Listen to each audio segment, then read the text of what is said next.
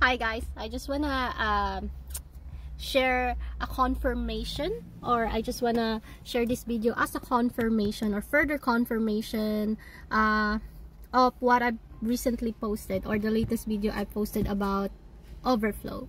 It's the last video that talk about possible financial prosperity and, you know, sweetness in relationship that is to come, as per my interpretation of the dream that God gave me, on top of the word that God gave me this past few weeks, which is overflow. All of this, if the Lord willing, and in Jesus' name. So I'm a bit tired because this is like the fourth time I'm filming this video, just because the first three videos didn't have audio, and I know that's an attack from the devil. So I rebuke you, devil, in the name of Jesus. I just know there's power on this, and I just know that this came from God. Because why would the enemy come in between of me posting a confirmation video of that, right?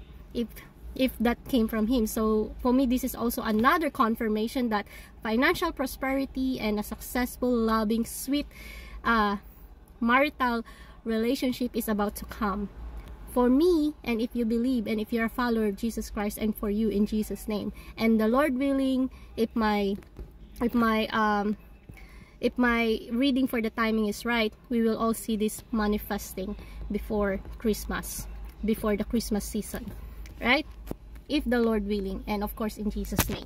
So basically, before I posted yesterday's video, I actually saw a post that says Solomon asked God for wisdom, just for wisdom, but God gave him wisdom and wealth. And we know very well that he's like a trillionaire.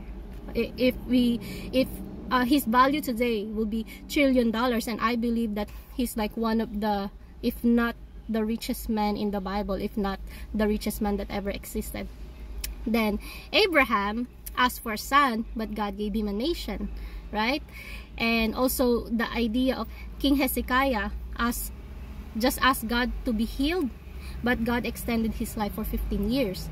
And in Ephesians 3:20, it says here, now unto him that is able to do exceedingly abundantly above all that we ask or think, according to the power that worketh in us, unto him be glory in the church by Jesus Christ throughout all ages, world without end.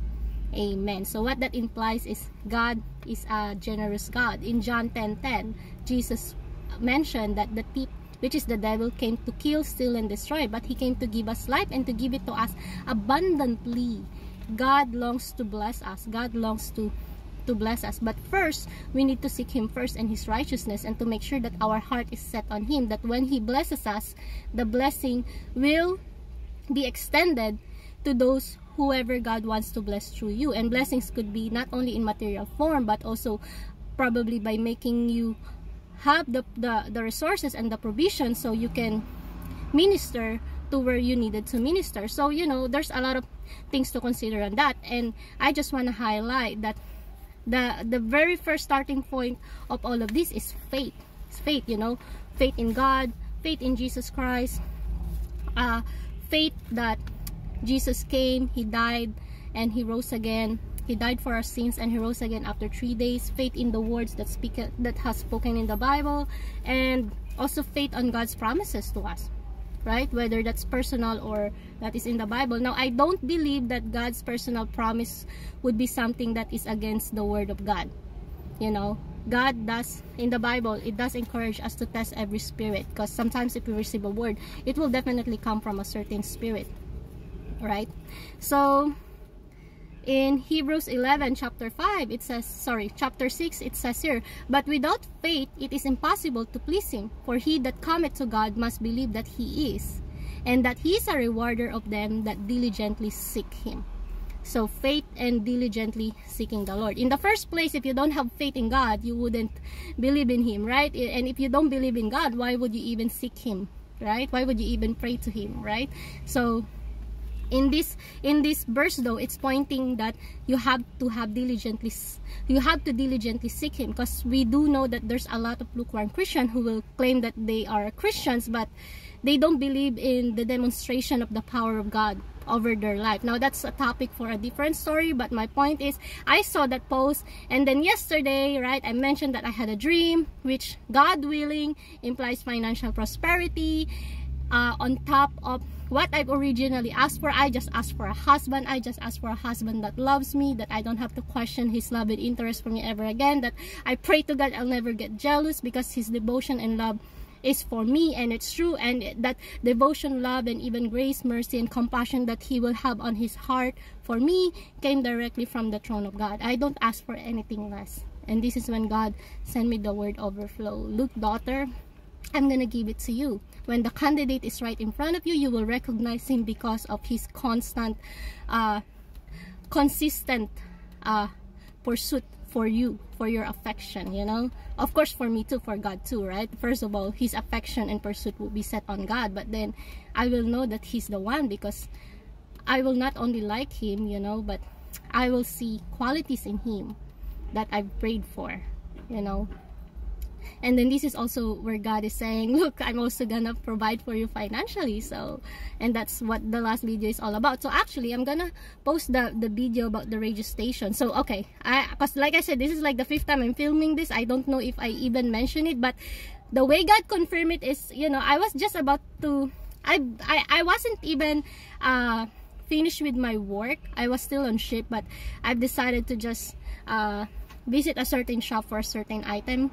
And most of the time this is a prompting, and then the moment I hop on my car and I turn on my car, the thing is, my car is always set on a certain Christian radio station. The first sentence that I heard right away, just, you know, and it's good that I heard it right away, because God knows that what I will do next is normally plug in my Spotify or YouTube sound instead. But because I heard that, I had to stick to the message. The first words spoken by the guy on the radio station is, Solomon asked God for wealth. Solomon asked God for wisdom, but God gave wisdom and wealth. And I'm gonna post some clips from that sermon just as a proof, you know. And you know, in Mark 16:20, take it as a confirmation if this overflow edition that I've been posting really came from the Lord, and it really applies to you, you know, and if this is really something that is God willing, and I'm not just saying this out of flesh and whatever, you know, then this is a confirmation that you will receive that just as much as I will receive that in Jesus' name. So Mark 16:20, right, mentioned that the disciple preached everywhere, and the Lord worked with them. The Lord worked with them by confirming the words through signs and wonders. And I believe confirmation is one form of signs. So if you look at all my other video, I talk about how God confirmed the word overflow, and now I'm receiving this word and that, and I posted that, and now with the Solomon thing, and now I'm posting this video. So I just want to highlight that faith is very important. Just on the radio station sermon that I heard, that I want to share, it says here that God was willing to give that to Solomon, but his condition is non-negotiable. God's condition is, you stay in faith in me and you obey all of my commandments. It's up to you to make further research about the life of Solomon, because God did give a warning. So God doesn't give what do you call that, rules of negotiation when God wanna bless you, but instead he will give you a warning. You know, either you obey me and you stay in faith with me, you should have no other gods but me, or this blessing, something you could lose. Or I believe it's Israelites that had to suffer with the mistake of disobedience. So read it for yourself. Sorry guys, I'm a bit tired, that's why my words are like jumping around all over the place, but I'm gonna post the video now. God bless you guys. Bye. Solomon has built his own house too. He is dominant in international relations, in trade, in wealth, in reputation. And just survey then with me the glittering scenes before our eyes. We need to just take it in. We need to absorb the moments in which we find ourselves. At the opening of chapter 9, we're told that Solomon has finished building the house of the Lord and the king's house and all that Solomon desired to build. He has fulfilled his heart's desire, completed all his building plans. It is a triumph. Next, we see a window into international relations. Hiram, king of Tyre, had supplied Solomon, verse 11, with cedar and cypress timber and gold. And evidently Solomon had paid him in the form of real estate for his 20 talents of gold, which I gather is something like $190 million worth in today's money. A very great quantity of spices and precious stones. Never again came such an abundance of spices as these that the Queen of Sheba gave to